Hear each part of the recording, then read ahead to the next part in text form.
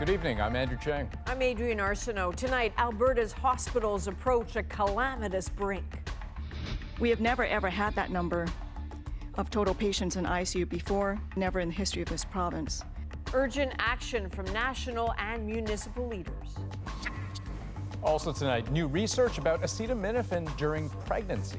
It's important to realize that acetaminophen is a drug, like any other drug. An important conversation for moms-to-be. An international trial hears from the father of Canada's only MH17 victim. The pain was so bad that I would stop breathing and I wanted to die. And Canadian Olympians are getting a new stylist. I challenged the team with one big objective. What Lululemon might bring to the Games. This is The National. Well, tonight, Alberta's healthcare system is teetering on a frightening edge. Its ICU capacity so squeezed, doctors may soon be forced to decide which patients get critical care. And as that threshold creeps closer, the alarm and fear grow stronger. Right now, there are more COVID patients in Alberta hospitals than ever before. The number in ICU beds also sky high. The system struggling under the pressure with no end in sight. As Paige Parsons shows us, that has some calling for action and others taking it. The city of Calgary didn't think the province's opt-in proof of vaccine plan went far enough. So today it brought into effect its own bylaw. More businesses must now require immunization as cases and hospitalizations in Alberta surge. This was preventable. This didn't have to be this way, but we are here. And right now, our job is to look after one another and to get through this tough time the way we always do, and that is together. Some doctors say last week's provincial measures weren't just too late, they were too little. The reality is that unless Alberta implements some form of lockdown type public health restrictions, we're not going to get this in control.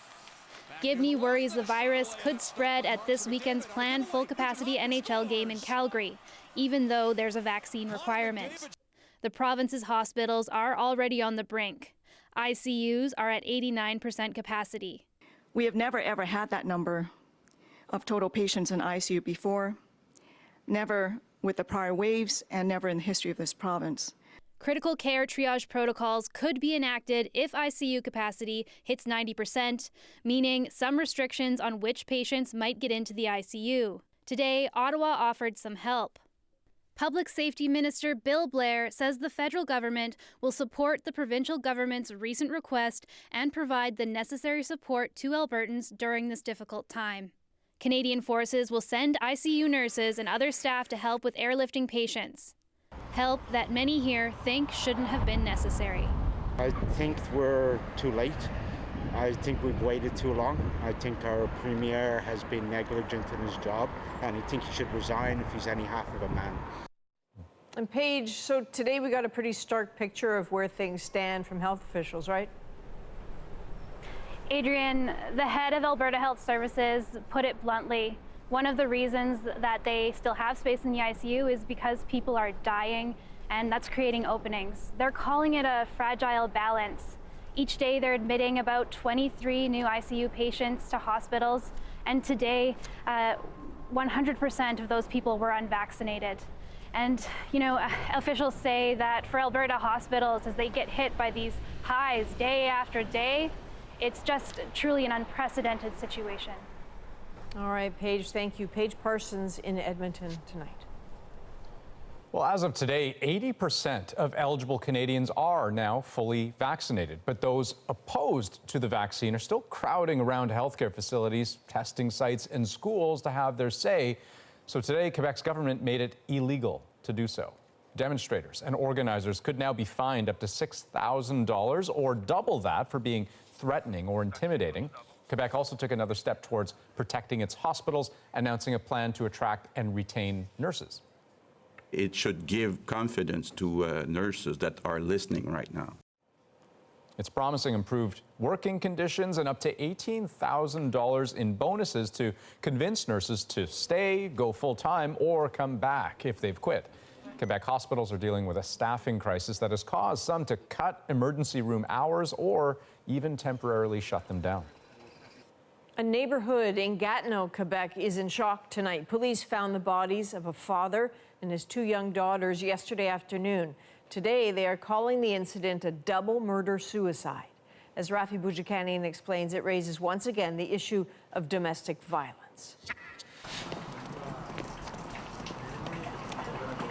Unable to understand exactly what's happened, but incapable of silence about the horror. I think the 5-year-old one was going to my school. I played a lot with them, I think, at the playground. I think it's important to everyone to show compassion to the kids. Gatineau police are still quiet on details. They showed up on scene yesterday, answering a call for a wellness check, discovering something terrible. Without any doubt that the 2 girls that were found lifeless in a residence of Dunkirk Street in Elmer were victims of an homicide by their father earlier yesterday. It wasn't the first time police visited this home. Neighbors described an incident from several weeks ago. So this woman came out yelling for help, and she kept saying, "Help, help, my kids." And we saw that she had a busted lip, and she had bruises on her cheekbone. So we clearly saw that there was domestic violence happening.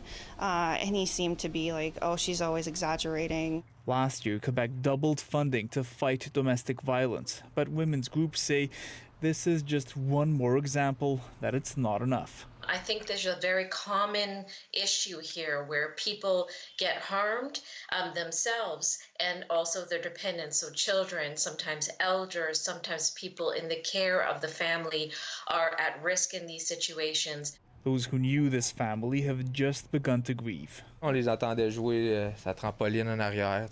Just yesterday, we heard the kids play on the trampoline in the back, says this neighbor.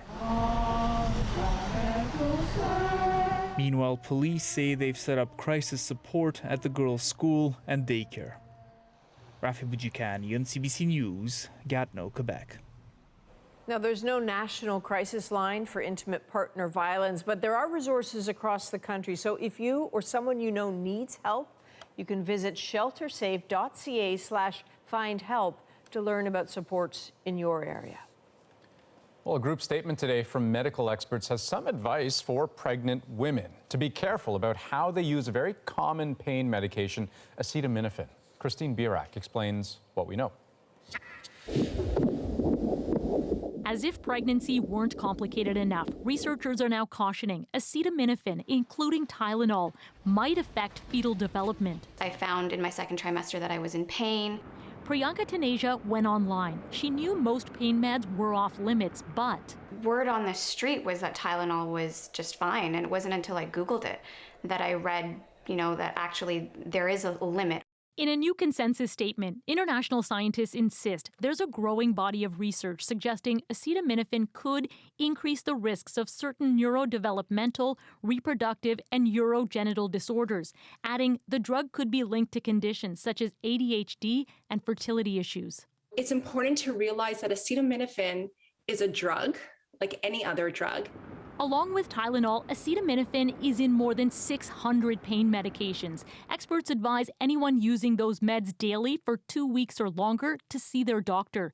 But it's okay to take Tylenol for a day or two as medically directed. We still need to remember that it is still the safest medication to use for pain and fever in pregnancy, and not treating those conditions in pregnancy also have the risks. They're not really calling for Tylenol not to be used in pregnancy, and I think we need to make that really clear. The Society of Obstetricians and Gynecologists of Canada tells CBC News the evidence for harm is based mainly on animal studies and encourages more research.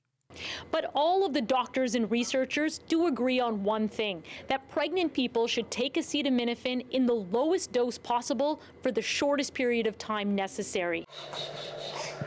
Taneja now has a happy, healthy 1-month-old, but she feels doctors should make patients aware of the risks. When you're pregnant, you really don't want to take chances. There's simply too much at stake. Christine Birak, CBC News, Toronto. A growing number of downtown Toronto voters say they want newly elected MP Kevin Vuong to resign. Dumped by the Liberals, the now independent MP says he's not going anywhere. Thomas Degler has the latest. Freshly elected and facing calls to resign, Kevin Vuong resisted pressure today as word spread in his Toronto riding that some voters didn't elect who they thought. Disappointed for everyone that wanted to vote Liberal and tried to and didn't end up happening. Do I think a lot of people voted because they wanted a Liberal in power? Then yeah. We've learned all that Canadians can do. The Liberals chose Vuong to run in what they considered a safe riding, Spadina-Fort York. There he was appearing alongside Justin Trudeau virtually. It was only last week the Liberals apparently learned of a previous charge of sexual assault, first filed against Vuong, then withdrawn 2 years ago. The party sacked him, but only after ballots were printed saying Kevin Vuong Liberal, and after early voting. They ended up with an independent with sexual assault allegations. So it's just time to give the residents of Spadina-Fort York a better choice. After his win, Vuong made clear he'll serve as an independent MP, saying in a statement, "There is work to be done to regain trust. I fully intend to do so." Let me introduce you, Kevin Vuong. The riding's outgoing Liberal MP, Adam Vaughan, at first offered an endorsement, but says he's since offered different advice. To claim victory on these pretenses with this kind of a cloud over his head was wrong, and I said he needed to resign. Then there's the $1.5 million lawsuit filed against Vuong and his business partner, alleging their mask-making business unjustly sidelined this former associate. He denies the claim. A by-election would only be triggered if Vuong quits once he's sworn in. His new political rivals are demanding it after losing a seat in these unusual circumstances. Thomas Daigle, CBC News, Toronto. All right, let's go to Vancouver now to our newsroom where Dan Burrett is standing by with a developing story. Dan, what's happening? Adrian, the CBC Decision Desk has made a call in another tightly contested riding. Vancouver-Granville, the seat that was held by Jody Wilson-Raybould, has gone back to the Liberals. Talib Nur Mohammed recaptured the riding after a back-and-forth race. The tech executive faced controversy after it was revealed he'd flipped multiple properties, which critics argued contradicted the Liberals' own housing platform. But after 3 long days of counting, he eked out a win by just over 400 votes. He won against NDP candidate and climate activist Anjali Appadurai. She held the lead on several occasions after polls closed on Monday evening. We'll keep an eye on any reactions for you throughout the night. Back to you.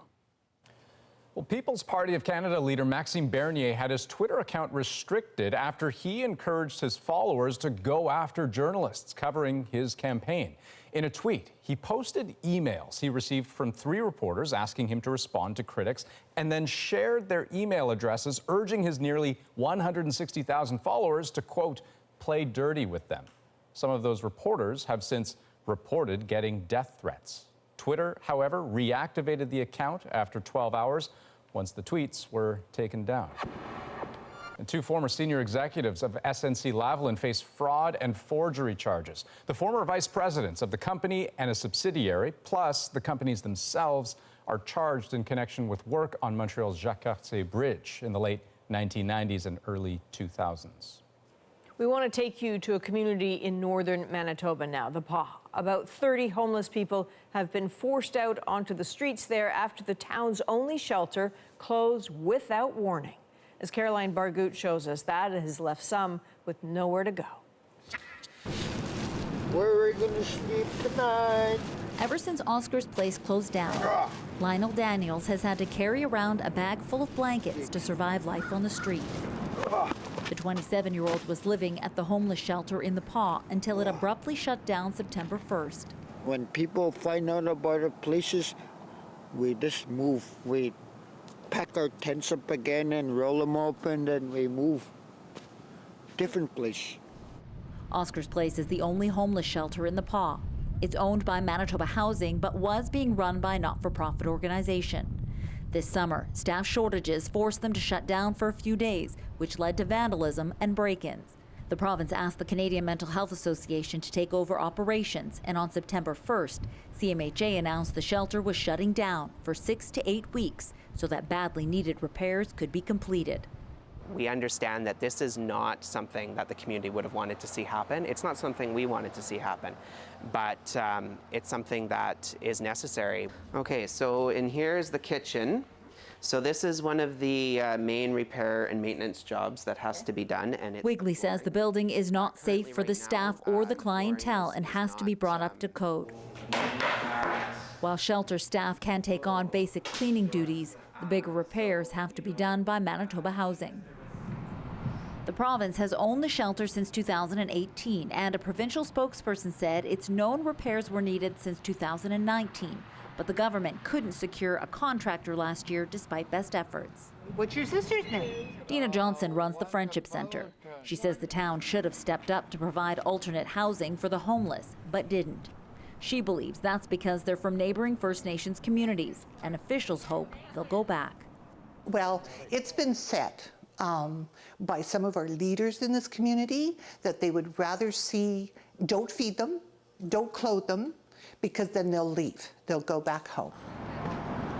The mayor says town officials have tried to work with the shelter in the past, but weren't well received, and that right now there isn't a facility large enough to house 30 people because the rink already has ice for the hockey season. He says what the community really needs is an addictions treatment center and transitional housing. It's gone from emergency to this is where they live, you know, and it was never designed for that. The CMHA and Friendship Center have bought tents, sleeping bags, and blankets for the town's homeless. The province hopes to have the renovations done by November 1st. Caroline Bargood, CBC News, The Paw. Well, now to the U.S.-Mexico border and the huge influx of Haitian migrants. The White House has announced a suspension of one of the Border Patrol's most criticized tactics. Officers will now stop using horses on the American side to deter migrants from crossing the Rio Grande. Those who've gotten through have been taking shelter under a bridge in Del Rio, Texas. The U.S. has deported hundreds to Haiti, but some 3,000 remain in conditions being described as inhumane. The CBC's Katie Simpson is in Texas tonight. Spending the day here in Del Rio, Texas, and you can really feel there is a deep sense of fear among migrants. There is confusion as to what is actually going on, and everyone in this town is seemingly exhausted. Just beyond this fence is where the humanitarian crisis continues to unfold, where we're told about 3,000 migrants are still living underneath that bridge that connects the United States and Mexico. We are told the conditions are incredibly difficult. People who've been in there say babies are sleeping on cardboard. Families are using branches and broken tents as makeshift shelters as they wait to find out whether they're going to be deported or whether they are going to be able to seek asylum in the United States. For those who are able to stay, they are taken in vans and taken in buses to different shelter areas where they're given some food, they're given diapers. We've seen a number of families with small children as they are starting this process, trying to start a new life here in the United States. Now, border officials are trying to work quickly. What we are told by people who are actually going into the camp, they're hopeful that possibly that entire area underneath that bridge could be cleared out this weekend. However, the conditions remain incredibly difficult, and there is a lot of confusion and fear as to what is going to happen next for many of these migrants who are still waiting to learn their future. Katie Simpson, CBC News, Del Rio, Texas. In the 7 years since a Malaysian airliner was shot down over eastern Ukraine, no one has been officially held accountable for killing the 298 people on board, one of them a Canadian. Today, his father and families of other victims finally got to share the pain of their loss in court. Here's Tessa Arcella. For the families of 298 people, it was the day their lives were torn to pieces. Lives that will never be the same again. I am a father who lost his son. Soren Engel's 24-year-old son, Andre, was the only Canadian on board Malaysian Airlines flight MH17. Today, Engel gave a video testimony about the horror and torment that followed his son's death. The pain was so bad that I would stop breathing, and I found myself thinking that if I could hold my breath a little bit longer, I could die. And I wanted to die. Ik doe mijn best om het los te laten. Familiar stories of anguish from around 90 relatives testifying at the murder trial of 4 men, all suspected of having key roles in the Russian-backed separatist forces. It was incredibly difficult to hear, but at the same time very powerful evidence of of what's happened to them. A team of international investigators concluded in 2018 that the missile launcher used belonged to the Russian military. But the Russian government has long denied any involvement. So, who did it? Answering that question I think has value to the family.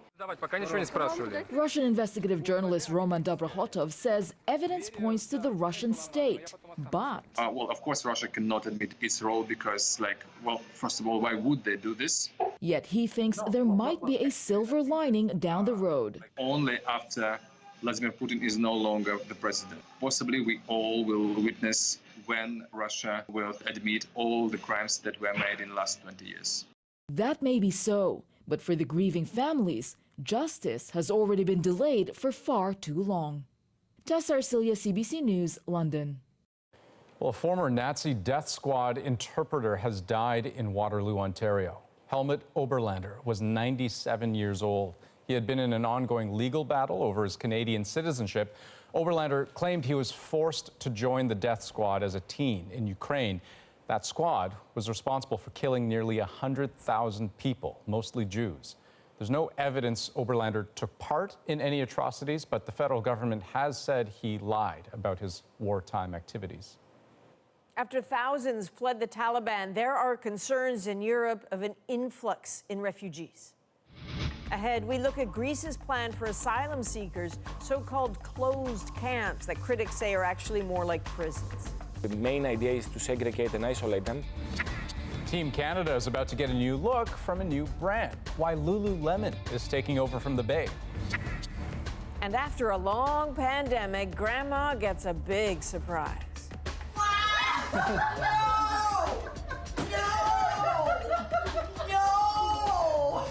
The story behind this family reunion. We're back in 2.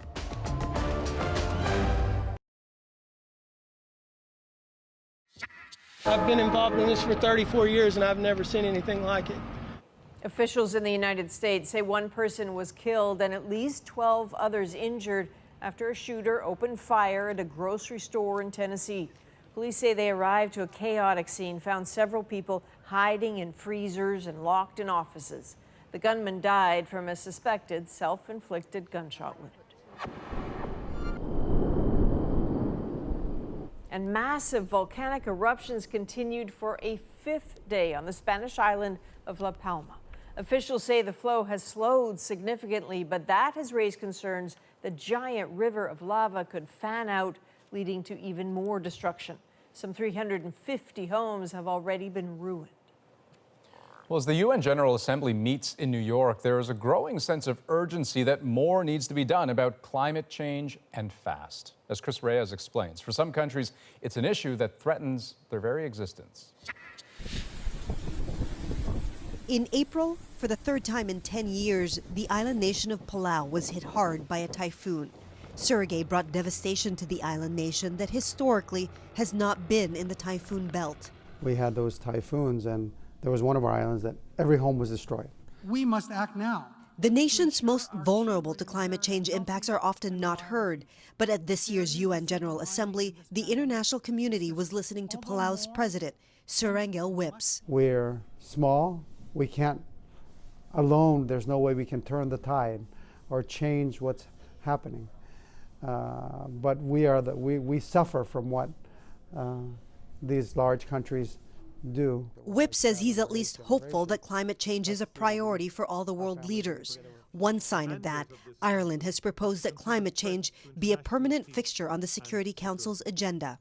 We must move past theoretical debates and respond to the reality that climate change is exacerbating conflict globally.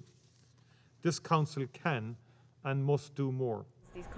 Youth climate activists like filmmaker Slater Jewel Kemker are listening. She's in New York to premiere her movie, Youth Unstoppable. There shall arise a new tribe of all colors. Documenting the rise of the global youth climate movement. There are the people who are representing us, and they are very different from the majority of the people who are going to be impacted by the climate crisis. We need to see actual movement in the right direction. We need to actually see fair, ambitious, legally binding laws and treaties and goals that are put into implementation now. You could lose your entire country.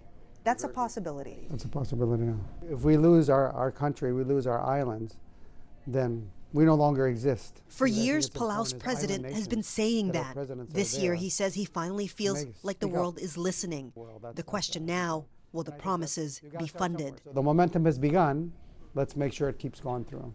The answer to his question will come in November when leaders meet again for COP26, the UN's next big climate summit. Chris Reyes, CBC News, New York. Ahead tonight, a family reunion after being separated for the pandemic. No! No! No! There's a good reaction. We will get the story behind the surprise in tonight's moment. First, though, Rosie's here with At Issue. Hey, Andrew. Tonight we're going to talk about how this parliament will work and how much power the other parties will have. We used our position successfully to win some really big victories for people. Chantal, Andrew, and Althea will join all of us to talk about all of that and more right after this.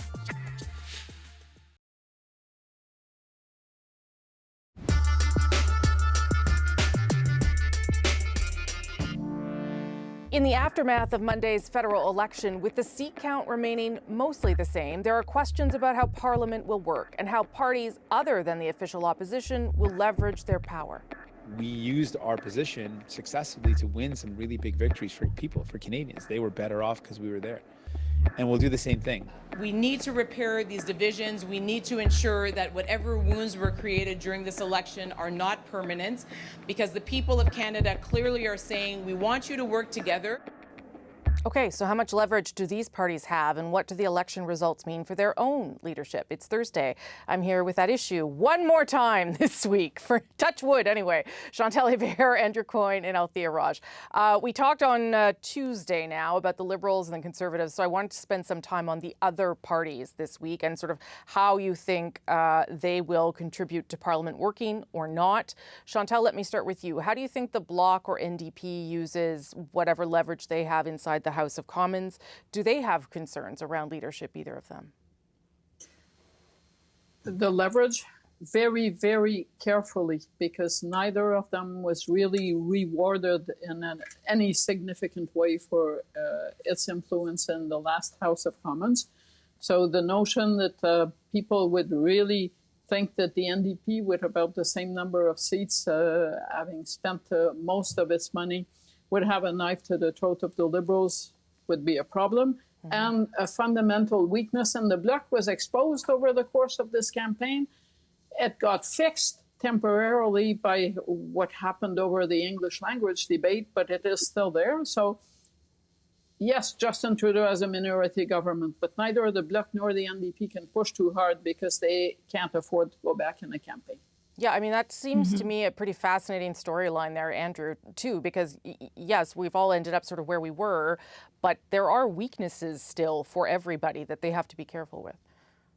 Yeah, the gun has been taken away from the Prime Minister, there's no doubt. So he doesn't have the additional thing of being able to call an election now, but neither can the opposition be seen to be forcing one unless there's a really good reason and the public is not going to be terribly favorable to anybody who calls this election anytime soon. So yes, everybody has to tread cautiously. Nothing much really has changed other than, as I say, the Prime Minister having lost a little bit of his position. I think you always measure these things against expectations. In 2019, Jagmeet Singh did better than they thought the total wipeout they were expecting, and so he got a lease on life.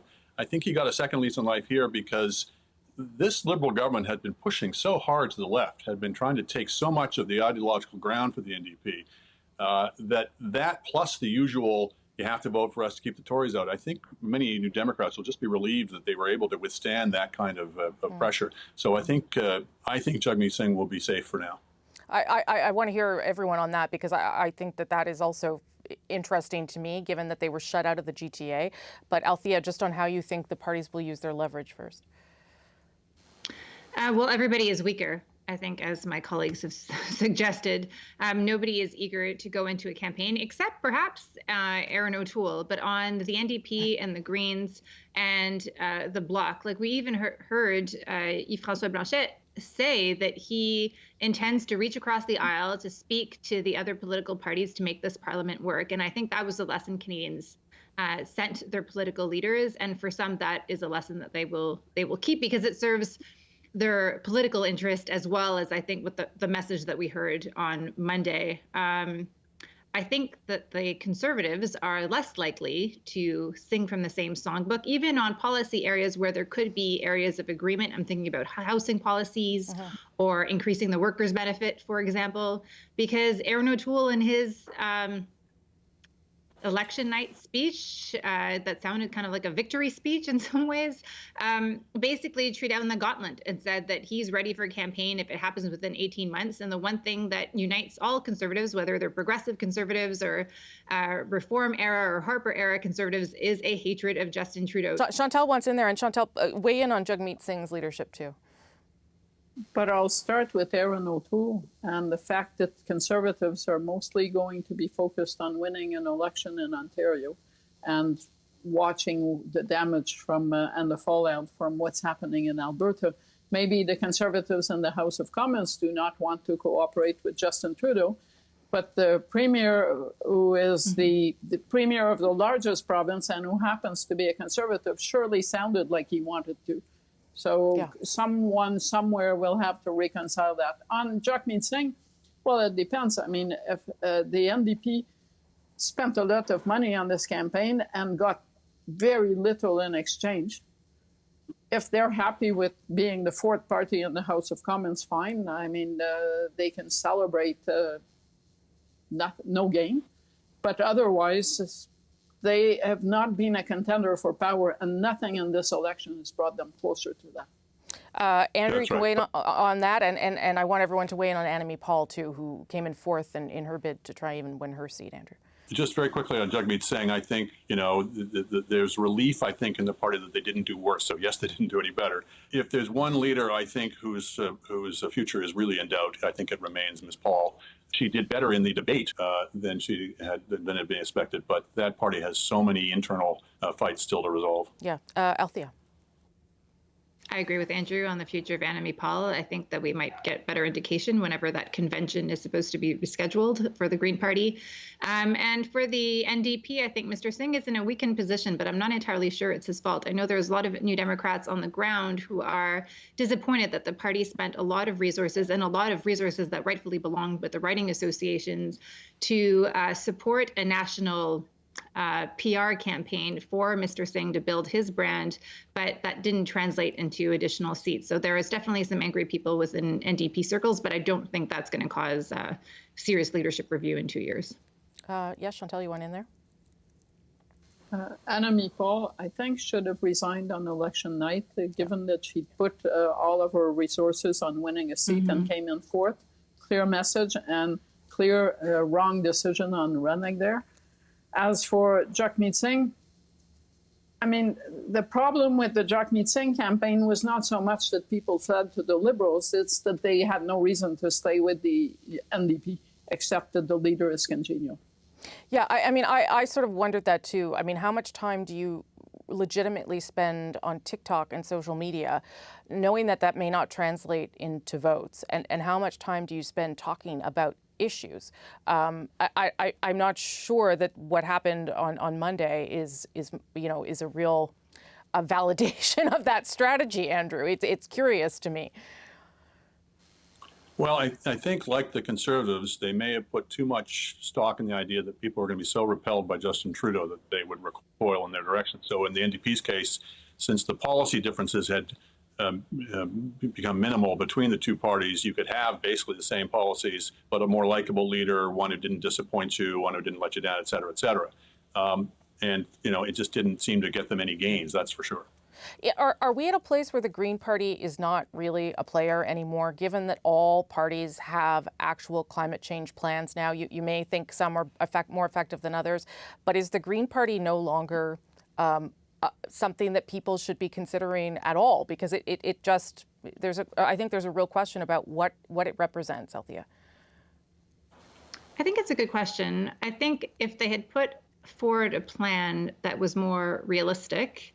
I think, having Andrew Weaver, for example, the former BC Green leader, come out and endorse the Liberals' plan as being the best plan, and you had experts also endorse the Liberals' plan as opposed to the Greens' plan. I think that took away a little bit of emphasis for voting Green, but I think mostly the problem reside with the leadership. I think if Elizabeth May had been leader of the Green Party would have done a lot better. Like, you feel like a lot of that protest vote that the Greens had shifted elsewhere in this election campaign. Chantal, on that point. Of course, if you now have become a voter for whom it's a ballot box issue, action on climate change, you're going to want to look for a government that does something and not for a fifth party that has no official recognition in the House of Commons. I think what would help the Greens is if the Conservatives got really serious about climate change. And then they could argue that whoever is in government, the Green Party is useful to push them to go faster. But as long as there's that divide between the two main parties, and you can't argue that the Conservative plan was on par with the Liberal plan, voters who are now concerned about climate change are going to make their choice between the two most likely to be in government to implement something. About 20 seconds, Andrew, to you on that. Just to say, it may be that the moment has passed for them in terms of their environmental evangelism. But the Green Party also stood for a different way of stands for doing, I'm talking in the past tense, stands for a different way of doing politics, less brutally cynical, less party discipline, more autonomy for MPs, electoral reform. And so I hope they stick around. I hope that message can still be a part of the political landscape. I think that's a valuable message to be bringing to the public. Okay, good. Nice to see you all a third time this week. I hope to not see you now until next week, so you can go rest a little bit. Thank you all. Before we go, be sure to subscribe to At Issue, the podcast, for extra content, including the panel's take on this part of the story. My friends, this is not just a political party. It is a movement. It is an ideological revolution that we are starting now. What's next for the People's Party of Canada? You can look for that conversation on any major podcast app and our website, cbcnews.ca/thenational. And with that, back to Adrian and Andrew in Toronto. Well, coming up, Lululemon is about to step into the Olympic spotlight, but is that a risky move? First, though, why Greece's new camps for migrants are being likened to prisons. We'll be right back.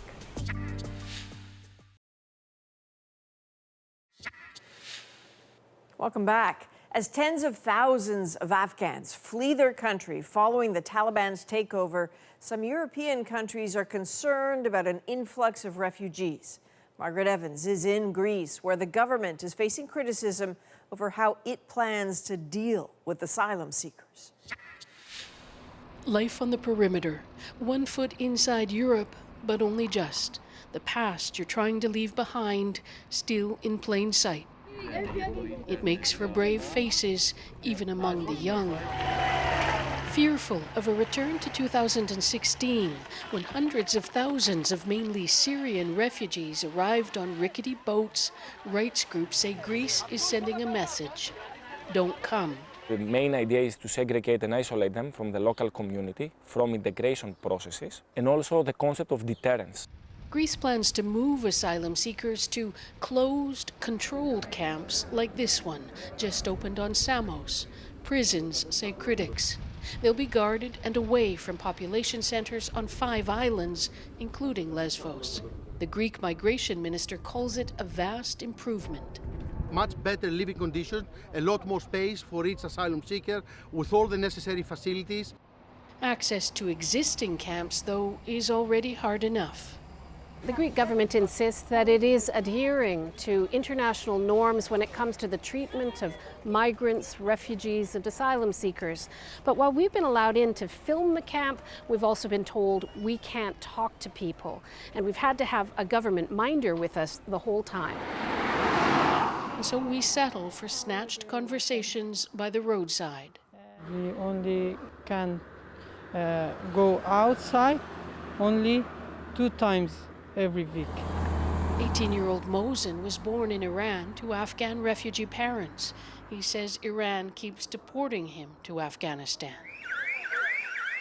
Last year, he and his family survived the fire that burned down the notorious Moria camp, squalid and overcrowded. Greece has since moved thousands to the mainland, but some islanders say it's not enough, that crowded migrant camps are unsightly and bring crime. We're not racist, says community leader Yanis Mastroiannis, and it's not that we want them to be isolated. We just want to avoid problems for permanent residents. The fear for many asylum seekers, of course, is that they'll become permanent residents of a detention center, their hard-fought-for flight to freedom coming to an end in the very place they'd hoped it would begin. Margaret Evans, CBC News, Lesvos. Well, next, a big change for Canada's Olympic and Paralympic athletes. They're about to get a new wardrobe that's not from the Bay. We'll look at what Lululemon could bring to the Games. Next. I'm Jamie Poisson, and tomorrow on CBC's daily news podcast, Front Burner, how the anti-genocide hero of the film Hotel Rwanda wound up in a Kigali prison. Subscribe wherever you get your podcasts. Well, in what's being called a win for tech consumers, the European Union is setting a standard on charging cables for mobile phones and small electronic devices. Apple uses its own proprietary charging cable, for example, but now the EU will require tech manufacturers to use USB-C cables across the board. Well, with the Olympic Games just passed and the Winter Games mere months away, Canadian Olympic fashion is on the move. Lululemon will be the official outfitter for Team Canada, a sign of changing times in Canada's retail space as well. Renee Filipponi has the details. The Canadian company, famous for its yoga pants, is stretching its reach. For at least the next 4 Olympic Games, Team Canada will be wearing Lululemon. So I think it's an opportunity for us to work with athletes, work through this incredible partnership, and have guests wear Lululemon celebrating our incredible country. The financial terms have not been disclosed, but the deal has been in the works for 2 years. A number of Olympic items are already on sale, with more to come. And I challenged the team with one big objective, and that was to make the Canadian Olympic athletes and Paralympic athletes the envy of the village.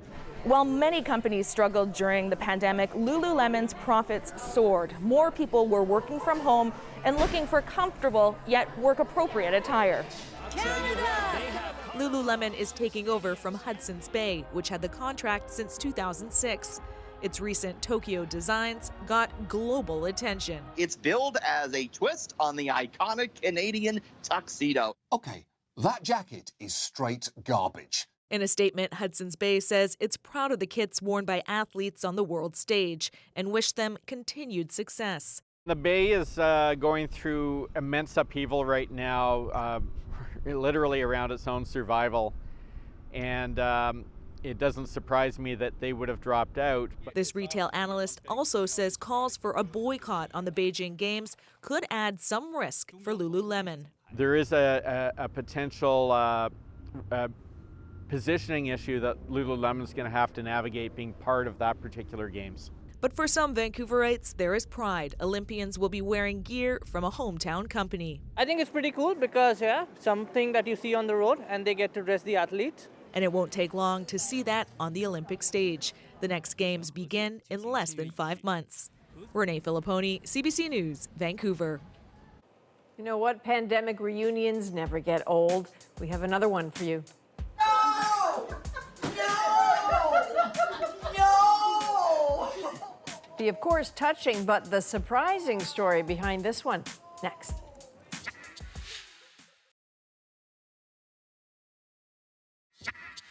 It's Grandpa's birthday today.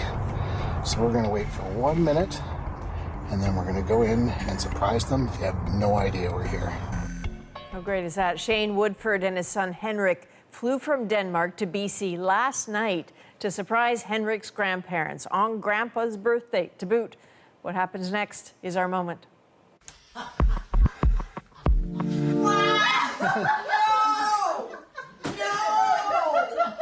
No! My mom, she really missed this little guy. It was really hard for her to, we'd video conference and do all those kinds of things, but she really missed Henrik. And so everyone I've talked to has been amazed by how fast she came out of the chair.